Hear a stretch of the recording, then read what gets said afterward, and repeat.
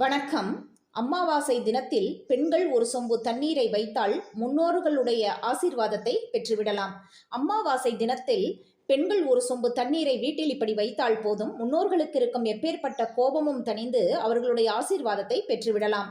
நம்முடைய வீட்டில் கஷ்டங்கள் வருவதற்கு முன்னோர்களுடைய கோபமும் ஒரு காரணம்தான். முன்னோர்களுடைய கோபம் என்றால் அவர்கள் மனம் வருந்தி என்றைக்குமே நம்மை திட்டி சாபம் கொடுக்க மாட்டார்கள்.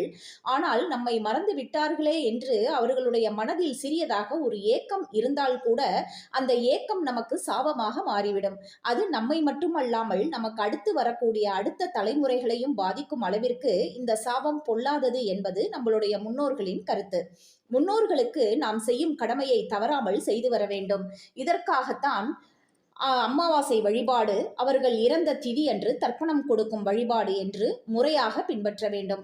ஆனால் நம்முடைய சாஸ்திரத்தில் தான் எப்போதுமே ஆண்களுக்கு என்று ஒரு தனி கட்டுப்பாடு, பெண்களுக்கு என்று ஒரு தனி கட்டுப்பாடு இருக்கிறது. ஆண்களும் பெண்களும் சமம் என்று எவ்வளவுதான் பேசினாலும் சில சாஸ்திர சம்பிரதாயங்களை இந்த சமுதாயம் ஒத்துக்கொள்வதே கிடையாது. பெண்களுக்கு என்று ஒரு தனி கட்டுப்பாடும் விதிமுறைகளும் இருக்கத்தான் செய்கிறது. இதை என்னவென்று பார்க்கலாம்.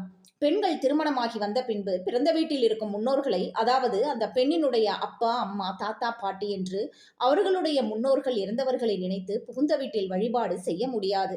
இதற்கு நம்முடைய சாஸ்திரமும் இடம் கொடுக்கவில்லை. அதாவது மனதார நினைத்து அவர்களை வழிபாடு செய்வதில் தவறு ஒன்றும் கிடையாது. இருப்பினும் பெண்களின் தாய்வழி பக்கத்தில் உள்ள முன்னோர்களை முறையாக வழிபாடு செய்ய முடியாது. இதுதான் நியதி. இருப்பினும் தன்னுடைய பேத்தி, தன்னுடைய மகள் என்று பெண் வீட்டு பக்கத்தில் உயிரிழந்த முன்னோர்களின் மனதிலும் நிச்சயமாக ஆசை இருக்கத்தான் செய்யும்.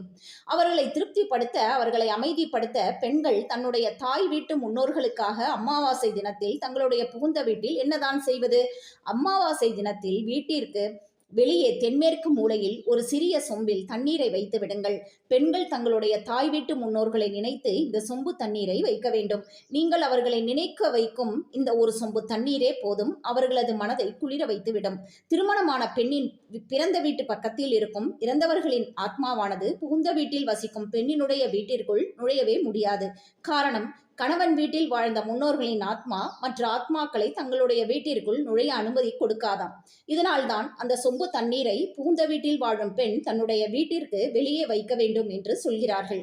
இதேபோல் நம்முடைய வீட்டில் நாம் இரவு தூங்கும் போது நம்முடைய குலதெய்வமும் நம்முடைய முன்னோர்களும் நம்மை காக்க வருவார்கள் என்பது ஐதீகம். தினமும் சமையலறையில் ஒரு சொம்பு தண்ணீரை மூடி போடாமல் திறந்தபடியே பெண்கள் தங்களுடைய கையால் வைத்துவிட வேண்டும். இந்த தண்ணீரை உங்களை காண வரும் முன்னோர்கள், அதாவது உங்கள் வீட்டு முன்னோர்கள், அதாவது பெண்களுக்கு திருமணமான பின்பு கணவரின் வீட்டு முன்னோர்கள் தான் அந்த பெண்ணின் முன்னோர்களாக கருதப்படுகிறார்கள்.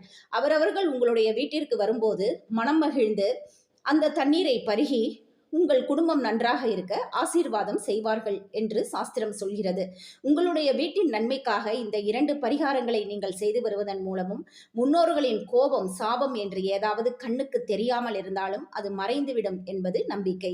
ஸ்ரீ சர்வமும் ஸ்ரீ கிருஷ்ணார்ப்பணம். இது போன்ற பதிவு உங்களுக்கு பிடிச்சிருந்ததுன்னா லைக் பண்ணுங்க, ஷேர் பண்ணுங்க, சப்ஸ்கிரைப் பண்ண மறக்காதீங்க. நன்றி.